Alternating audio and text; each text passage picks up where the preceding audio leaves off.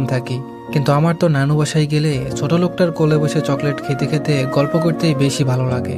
আগের বার নানু বাসায় থেকে ফিরে আসার দিনে ছোট লোকটা আমায় বলেছে ওর বাপের বাড়ি নাকি বৈশাখী মেলা হতো, এখনো হয়। সামনের বৈশাখী মেলার সময় আমাকে তার বাপের বাড়িতে ঘুরতে নিয়ে যাবে কথা দিয়েছে।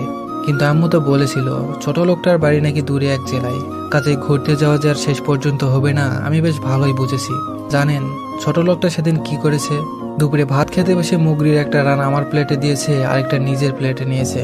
নানু সাথে সাথে রানটা ওর প্লেট থেকে তুলে নিয়ে বাবার প্লেটে দিয়েছে আর বলে দিয়েছে, তোমার ছোট লোক বাপ মেহমানদারি শিখায় নাই। ছোট লোকটা এরপর ভাত খাওয়ার সময় গিলতে পারছিল না, ওর গলায় কেমন যেন কান্না দলা পাকিয়ে আসছিল। বিকালে আমি যখন ওকে বললাম আমার প্লেট থেকে কেউ খাবার এভাবে তুলে নিলে আমি তার সাথে আর কোনোদিন কথাই বলতাম না। ছোট লোকটা আমায় বলল ওর নিজের বাড়িতে নাকি অনেক আদরে ছিল, সবসময় মুগরির রানটাই নিত। ও ভুলে গিয়েছিল এটা ওর বাবার বাড়ি না, শ্বশুর বাড়ি।